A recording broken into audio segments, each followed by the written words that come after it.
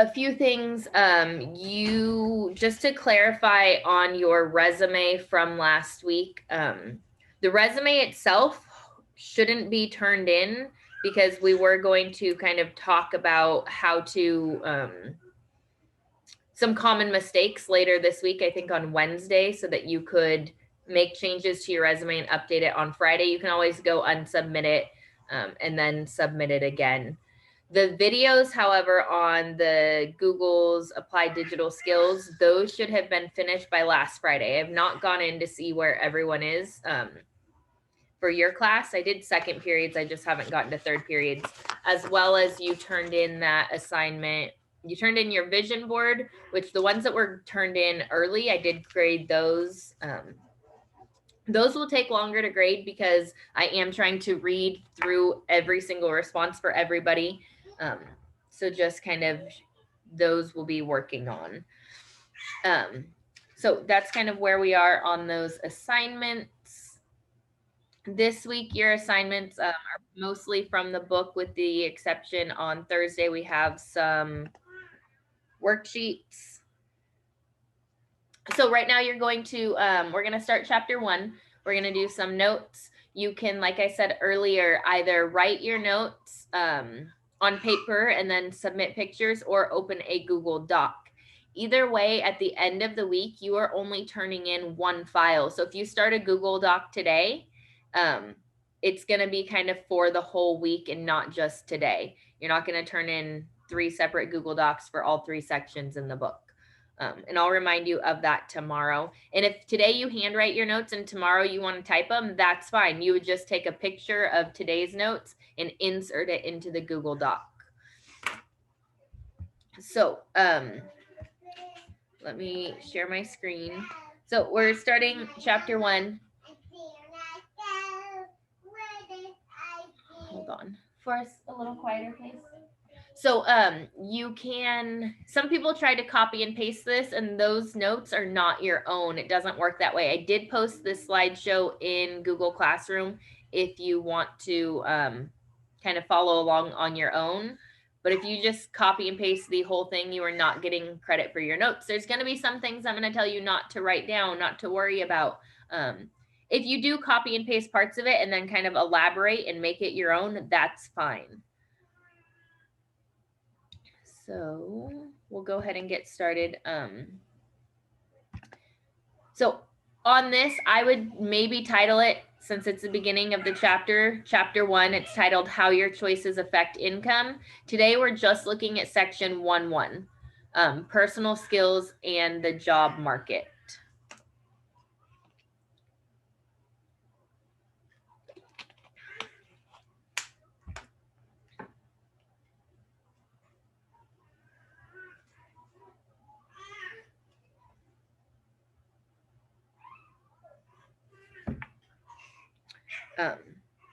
Like I said, this is on Google Classroom. If I end up going a little bit too fast, just let me know, or you can go back and kind of leave some space on your paper as necessary.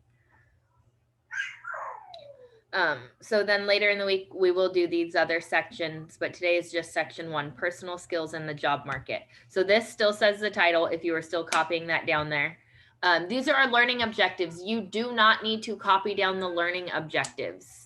So the first part of chapter 1, or section 1, I'm sorry, is to discuss the job market, how it changes over time, and what you can do to prepare yourself.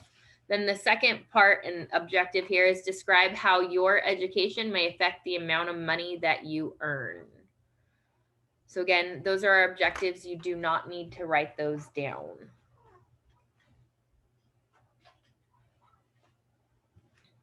All right. So guiding questions, these come from your book. Again, you don't need to write them down. So how do your choices affect your income? How does your income affect your choices? So those kind of go backwards. Is your education and training related to how much money you can make? And what does the future of jobs look like? Which we've already been talking about. And And I've read through most of those, not all of them, that assignment that was due on Friday. And it was kind of interesting to see like the factor about small spaces. It seemed about half and half said that made it easier for machines or robots to do a job, and half said harder. Some people said it's easier because they can get into small spaces, and some people said it's harder because machines are typically bigger, and to get into a small space to do anything is going to be harder. So different perspectives on what the future of jobs will look like. All right, so here we go. Your first definition, the job market. So what is the job market? The job market is the job openings that are available when you are ready to go to work.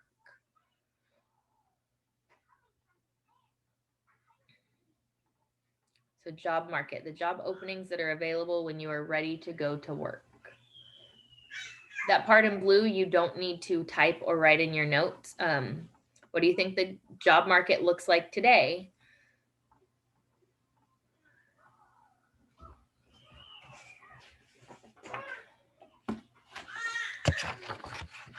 So today we know that there might not be as many jobs as there were a year ago. A lot of things have been shut down. There's a lot of just kind of with COVID, the things that are available job-wise, some things are starting to open back up. Your skill set, the skills and abilities that you bring to the job market. So everyone has a skill set. It is the skills and abilities that you bring to the job market.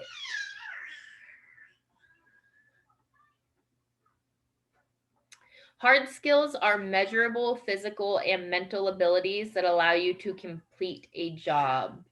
There should be a comma in there. I guess not. Measurable physical and mental abilities that allow you to complete a job. So examples, creating a spreadsheet, installing a faucet, actual physical things, and mental abilities, where your soft skills are non-technical skills needed by most workers for success on a job. Examples are leadership, teamwork, time management, communication skills. Those are things we can't necessarily measure as easily, but they are typically sometimes even more important than hard skills because soft skills aren't taught as easily.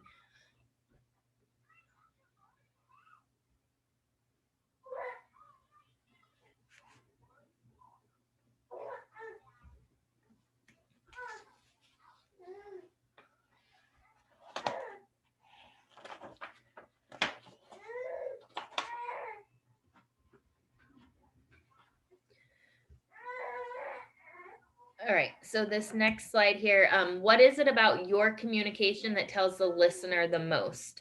So your words account for what percent of what you're trying to communicate? What do you think your tone of voice is? And what do you think your body language is? So you don't have to write those down as complete sentences, but when you're trying to communicate with somebody in person, what percent do you think comes from your words? What percent comes from your tone of voice? And what percent comes from your body language that tells the listener the most?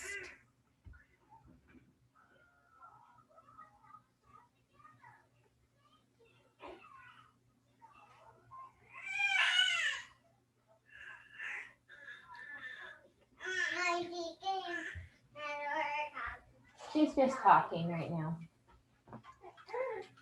So just kind of think to yourself, what do you think those numbers are? Sorry. There we go.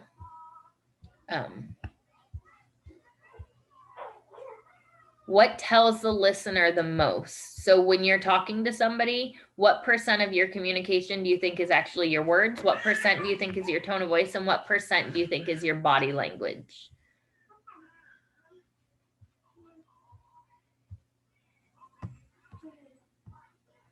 Or like answering it and writing it down?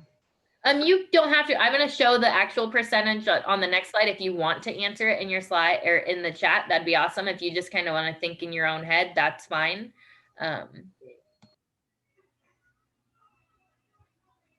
So I'm going to go to the next slide. So a lot of this is going to go away, but it's the same ideas here. So this is according to your book. I didn't get this. So they're saying only 7% is your spoken words, 38% is your voice or the tone of your voice, and 55% is your body language.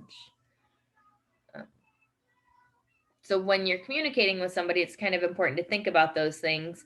Nowadays, with all of the social media in our phones, with all of the texting, especially when you're texting and even in emails, your voice and your body language go away. So it's just your words. Yes, you can use emojis to kind of help with some of those things, but just something to think about. I would have never assumed it was this percentage. I would have assumed that words were a lot higher. No, and in a formal email, emojis are not appropriate.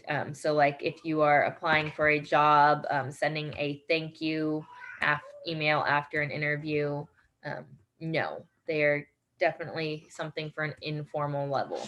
So you just want to make sure you're not trying to use sarcasm or anything like that when you are communicating through email and not in person. I wouldn't recommend sarcasm for an interview or thing like that anyways.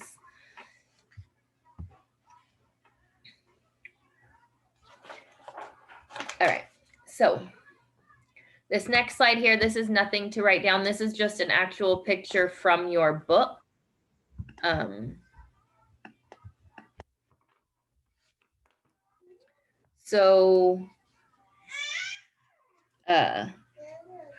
These are the fastest growing occupations that were predicted from 2012 to 2022.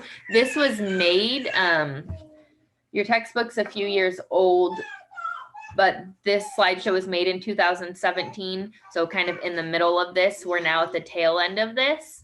But just kind of to see what they were saying were going to be the fastest growing occupations and the education required.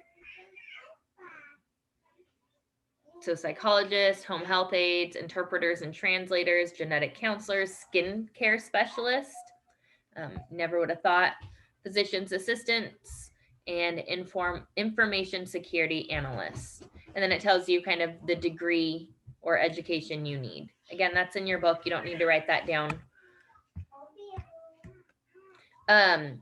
So here are some cool websites or good informational websites, maybe not cool to you, to learn about career options. I haven't decided how far into careers we're going to go. I'm going to send out a survey to ask kind of where everyone's at career-wise. I know a lot of people said they have a few things in mind based on the previous survey I sent out. So I'm not sure how far we want to get into careers. But those are all links. I'm not going to take time to go into them now for you. All right, so a job description up at the top, you do need to write that definition down. A job description describes what a job would be like, including the tasks performed and skills needed.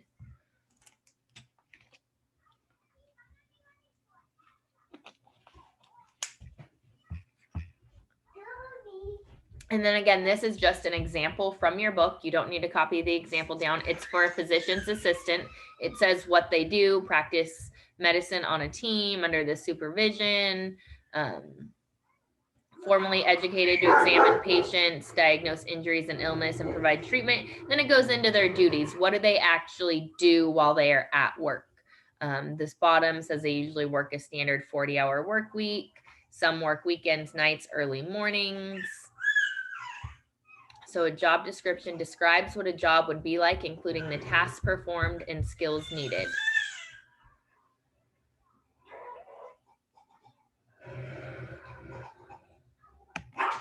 So your values and goals will affect your career choice. So a value is a principle that reflects the worth you place on an idea or action. So we all have different values, and some of our values may be the same, but the importance of them may be different.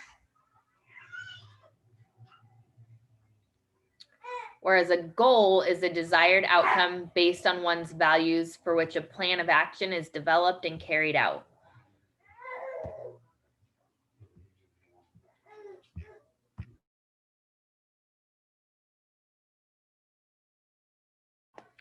Later in this class, we will have a chance to write our goals, as well as with a guest speaker next week. We'll get started on those. So value, the principle that reflects the worth you place on an idea. And then a goal is a desired outcome based on one's values for which a plan of action is developed and carried out.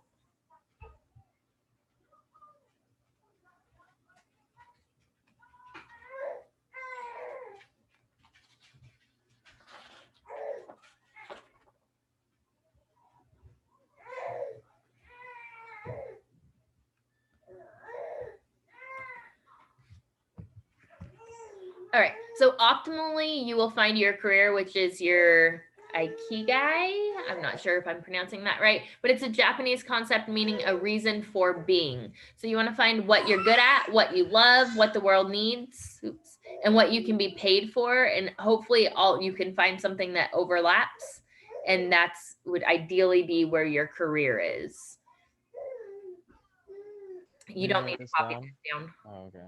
No, just something to think about, kind of, and that all of this is kind of in your vision board for hopefully what you love, what you can be paid for, what the world needs, and what you're good at. I don't know why this is click by click. All right, so how does education and training affect your income? One sec. Hey, you're okay?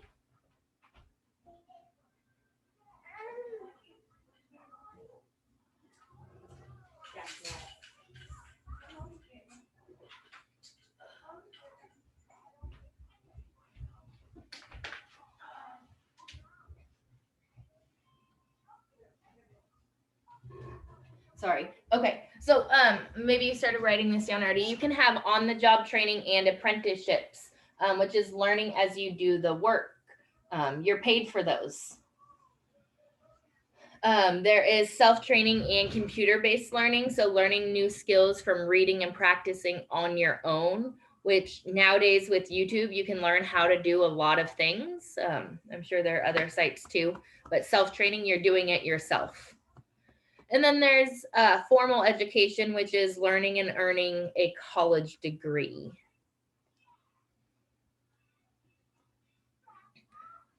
So those are some of your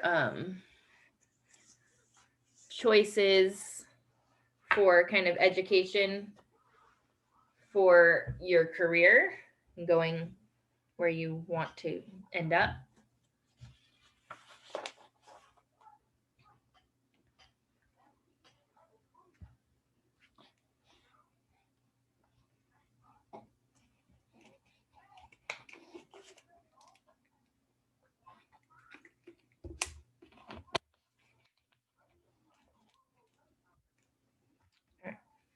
And then, so I should have updated some of these. I'm sorry. I did look for one similar to this and couldn't find it. But education pays. So unemployment rates go down as you get higher education, and earnings go up as you get higher education. So the more education you get, typically speaking, does this mean everyone falls into these categories? No. Some people that, you know, kind of have a trade may end up making more than somebody with a college degree. But generally speaking, the more education you have, the less likely you are to be unemployed and the more likely you are to earn more money.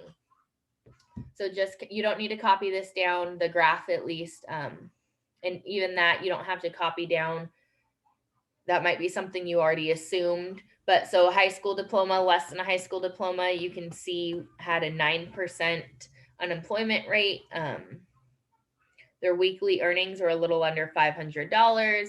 And then you can see kind of goes up through all the different types: high school diploma, some college, associate's degree, bachelor's, master's, professional, and doctoral.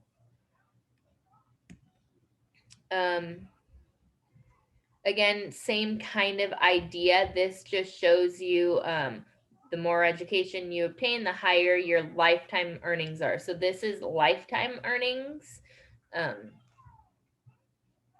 So it says a high school dropout is going to make just over $1 million in their life on average. High school graduate is almost 1.8 million and goes up from there. Again, just something to think about. You don't need to write this down. This is a picture from an old textbook that we used to use for finance, not in your current textbook. And the last picture here, again, don't need to write this down. Who decides wage rates? So you can see kind of the bottom of the graph here says the different occupational groups. So are you in management, computer and mathematical, legal, and then the median salary. Median is not the average, it's the middle value. It kind of excludes those outliers. So if some of you already have your careers in mind, can kind of see where you fall on this graph.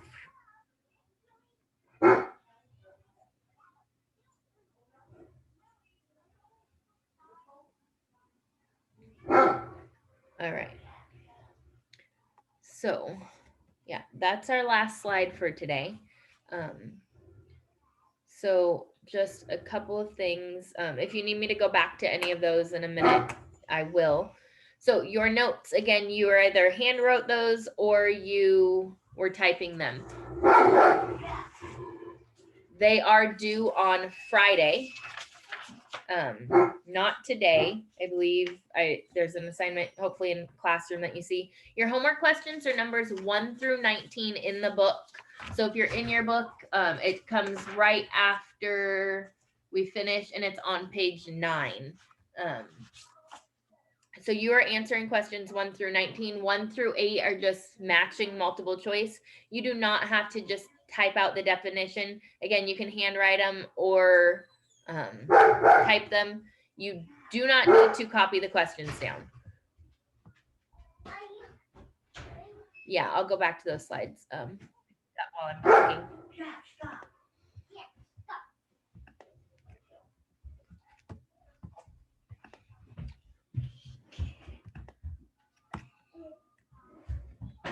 I don't know if these are the ones. This is actually slide 4 or this one. The skill set one. Okay.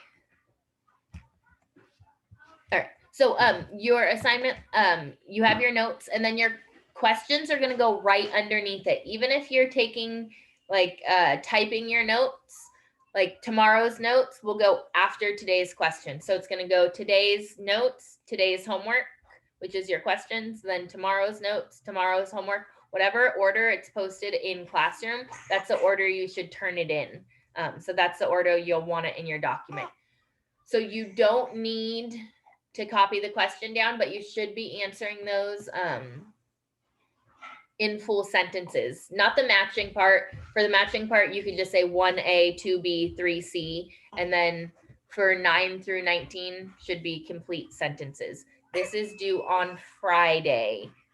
So if you have questions, there shouldn't be any that say, I don't know. If you don't know, most of these come straight from your book, or ask me, email me, ask me in class tomorrow in the chat, and I can go over any of them. That's all I have for you guys. If you have questions, I will stick around.